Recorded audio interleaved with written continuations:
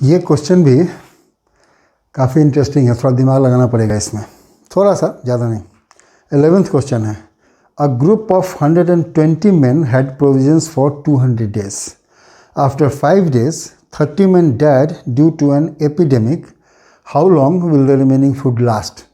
एक चीज़ जान लो, एपिडेमिक का मतलब मैथमेटिक्स का चीज़ नहीं है। एपिडेमिक, पैंडेमिक, कोविड का टाइमिंग तो समझ ही रहे हो। तो पैंडेमिक का मतलब होता है जो पूरे वर्ल्ड में फैल जाए, कोई ऐसी बीमारी जो पूरे वर्ल्ड में फैल जाए, पैंडेमिक होता है। एपिडेमिक कोई ऐसी बीमारी जो थोड़ा कम रीजन में फैले, जैसे एक छोटा सा यदि कंट्री है तो उसके अंदर में, या कंट्री बहुत बड़ी है तो उसके एक छोटे से रीजन में यदि उसको फैल जाए ना, तो छोटे बीमारी कोई भी हो लेकिन यदि कम दूरी में, कम छोटे से रीजन में फैली है, उसी को हम लोग एपिडेमिक कहते हैं। तो ये क्या कह रहा है, कहता है कि 120 आदमी के लिए 200 दिनों का प्रोविजंस, मतलब रहने खाने पीने की व्यवस्था थी। 200 दिनों का अरेंजमेंट था 120 आदमी के लिए। 5 दिन बाद क्या हुआ कि उस 120 में से 30 आदमी एपिडेमिक की वजह से उनकी डेथ हो गई, ख़त्म हो गया। अब पूछता है कि तो जो बचा हुआ खाना है वो बचे हुए आदमियों के लिए कितने दिनों तक चलेगा। ठीक है, कहने का मतलब इसको थोड़ा सा ध्यान से समझो, पहले थोड़ा समझो तब इस क्वेश्चन को बना पाओगे। एक तुम ये डाटा समझो, इसी तरह से है, कह रहा है कि यदि नॉर्मल कंडीशन रहता तो 120 मैन का ये खाना 200 दिन चलता। ठीक है, यही है। आफ्टर 5 डेज, इसमें से तुम 5 डेज ले लो, ये 5 डेज है। ठीक है, 5 डेज। अब क्या हुआ कि इतने दिनों में, अब यहाँ से यहाँ तक को देखो, ये जो डाटा है ना, यहाँ से यहाँ तक को आओ, इसमें क्या हुआ कि आदमी कितने बच गए। 5 डेज बाद 30 मैन ख़त्म हो गए। अब इसमें क्या हुआ कि आदमी हमारे पास बच गए 120 माइनस 30, और दिन कितने बच गए 200 माइनस 5 डेज। ये डेज हो गए और ये मैन हो गए। अब क्वेश्चन देखो क्या हो गया, सो समझो कि जो खाना 120 आदमी के लिए कितने 100 या दिन कितने बच गया 195, ये जो है ये 195 डेज रह गया, 195 डेज। ठीक है, यही चीज़ है पर 200 माइनस 5। तो जो खाना 120 आदमी के लिए 200 दिनों तक चलता, अब वही खाना 90, 120 माइनस 30 कितना 90 दिन है, तो 90 आदमी के लिए वो खाना कितने दिनों तक चलेगा, यही पूछ रहा है क्वेश्चन। अब यही हो गया कि 90 आदमी जो बचे हैं उनके लिए वो खाना कितने दिनों चलेगा। रेट क्या होगा, रेट यही होगा।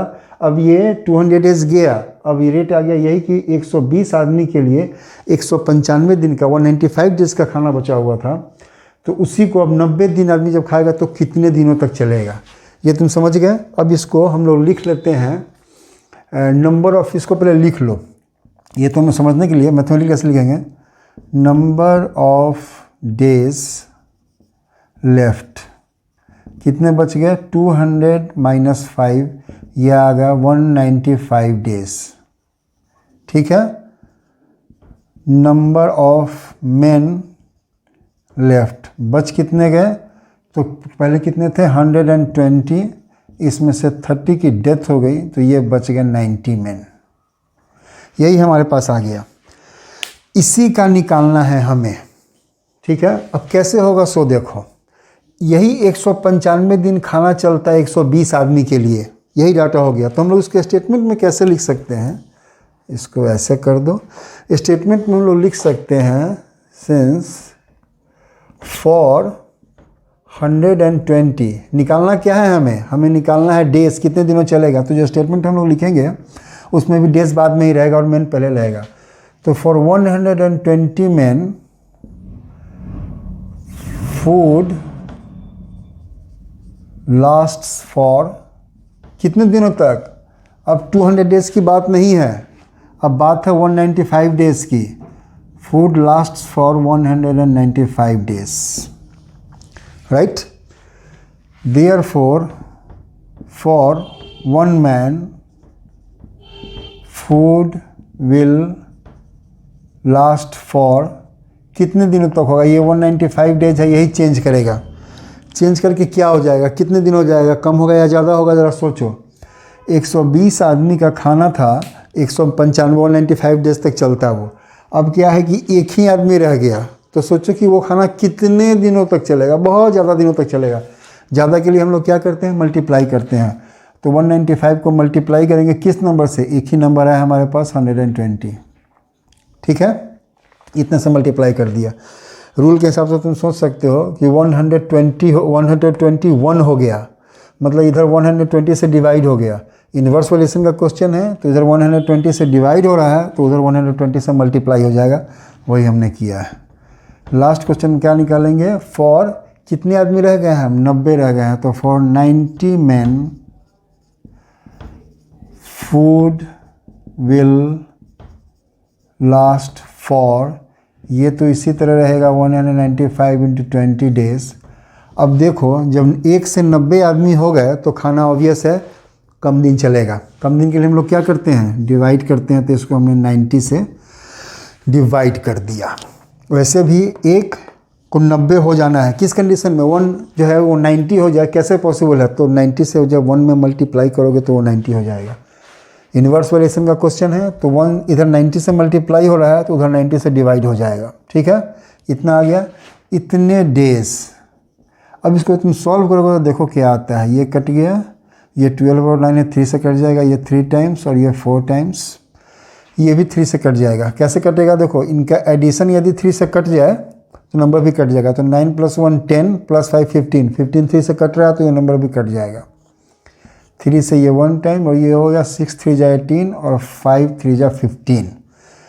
मल्टीप्लाई करो 65 इंटू 4 तो ये हो गया 5 4 जा 20, 6 4 जा 24 और 26। यही हुआ इसका आंसर कि यदि 90 आदमी बच गए हैं तो वो जो खाना 120 आदमी का 200 दिन चलता, ठीक है, अब वो बचा हुआ खाना जो है वो 260 दिन तक चलेगा। स्टेटमेंट में हम लोग इसको कैसे लिखेंगे, यह नहीं छोड़ेंगे, स्टेटमेंट में उसी तरह से लिखेंगे जिस तरह से पूछ रहा है, how long the remaining food will last, तो लिखेंगे the remaining food will last for 260 days, ठीक। अब सबसे इम्पोर्टेंट काम जरा चेक कर लेते हैं इसको कि ये सही निकला है कि नहीं निकला है। चेक करने का क्या तरीका मैंने तुम्हें बताया है कि एक तरह का डाटा, क्वेश्चन 2 तरह का डाटा आता है। एक इसमें क्या है, नंबर ऑफ मेन है, एक मेन है और दूसरा डेज है। दोनों मेन एक 100 ये जो हमने निकाला है, हाँ ये 120 मेन है और 195 डेज है। उसके बाद हमने निकाला है 90 मेन, उसके करस्पॉन्डिंग वैल्यू 226 डेज है। तो ये दोनों जो मेन का वैल्यू है, रेशियो, इन दोनों का रेशियो इन दोनों के इन्वर्स रेशियो के बराबर होना चाहिए। इन दोनों का रेशियो क्या हो जाएगा 120/90 और इन दोनों का रेशियो होगा 195/260। तो इन्वर्स कैसे हो जाएगा, इन्वर्स हो जाएगा 260/195। समझ गए। एक तरह के डाटा का रेशियो दूसरे तरह के डाटा के इन्वर्स रेशियो के बराबर होना चाहिए, वही हमने यहाँ लिखा है। ये दोनों यदि इक्वल आ गया तो समझ लेना कि तुमने जो ये निकाला है वो सही निकाला है। चेक करोगे तो ये कितना आएगा, ये 3 से 4 टाइम्स और ये 3 से 3 टाइम्स। इधर काटो, कितने से कटेगा, 5 से काट लो पहले, 5 से काटोगे तो ये 5 टाइम्स और ये 2 टाइम्स, ठीक है, और ये कटेगा 3 और 9। अब ये 13 से कट जाएगा, 13 से कटेगा 4 टाइम्स और ये कटेगा 3 टाइम्स। हमारे पास क्या आ गया 4/3 = 4/3। दोनों रेशियो इक्वल आने चाहिए थे, इक्वल आए हैं, इसका मतलब है कि आंसर जो है सो हमारा बिल्कुल सही है।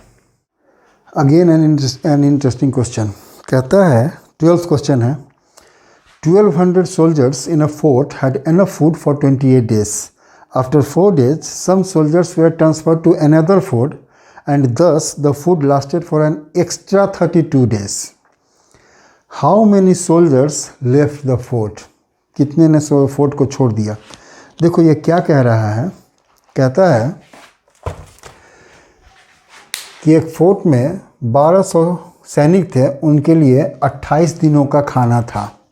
ठीक है, 4 दिनों बाद उसमें से कुछ सोल्जर्स दूसरे फोर्ट में ट्रांसफ़र कर दिए गए।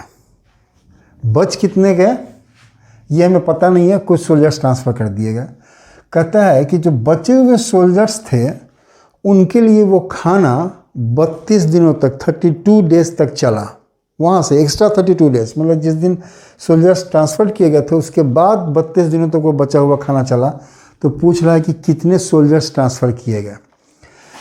थोड़ा सा कन्फ्यूजन लगेगा, लेकिन एक थोड़ा डायग्राम क्या थोड़ा सा बनाते हैं लोग, फिर उसे समझ में आएगा। तुमको भी कभी इस तरह से कभी समझ में नहीं आया ना, तो ये इस तरह से करके देखना, लिखिए जो भी है उसको फिगर में थोड़ा डिपिक्ट करना, क्वेश्चन बड़ा इजी हो जाता है।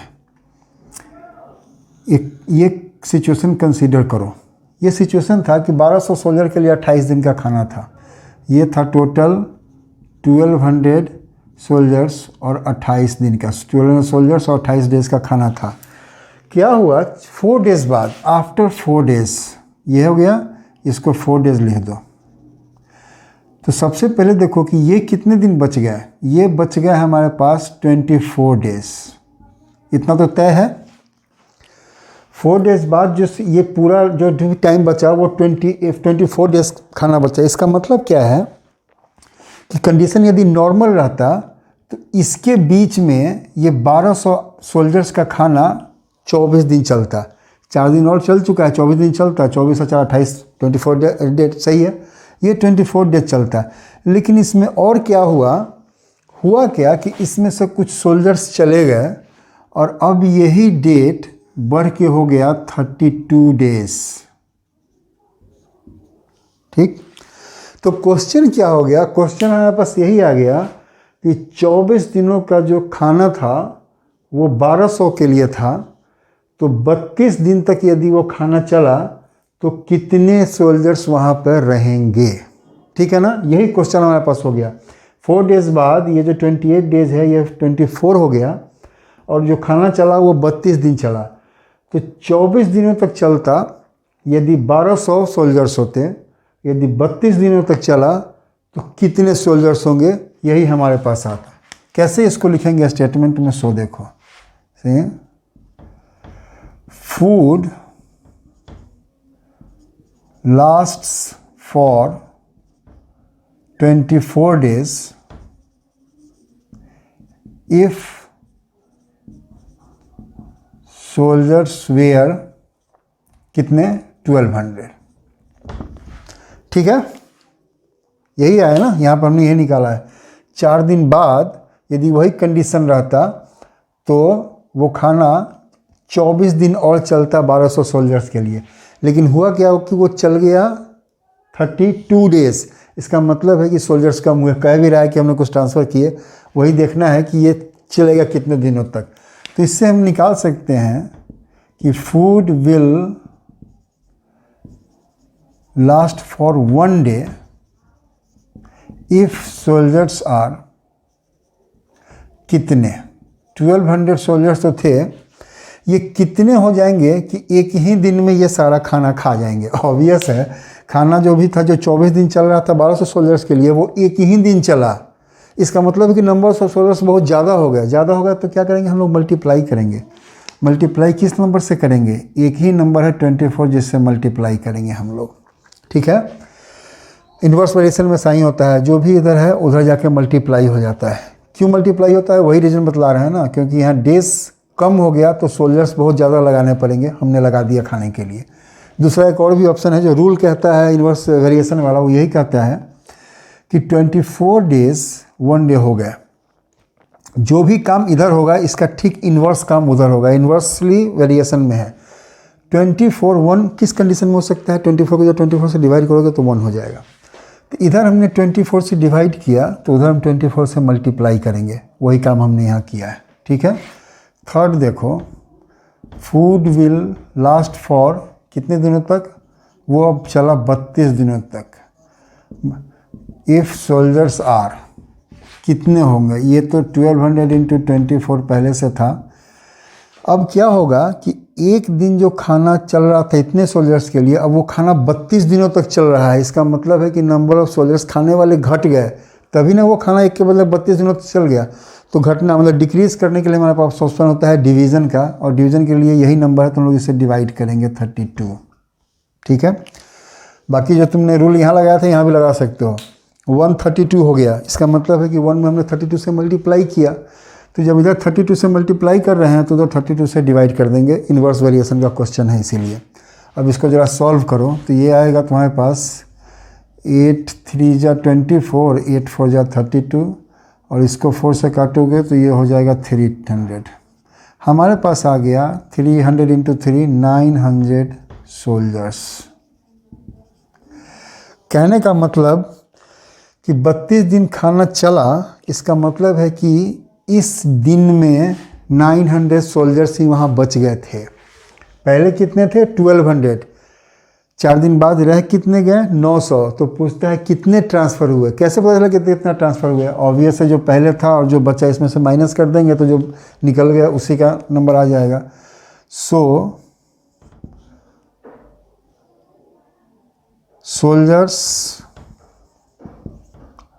Soldiers left is equal to 1200 minus 900 equals to 300 soldiers.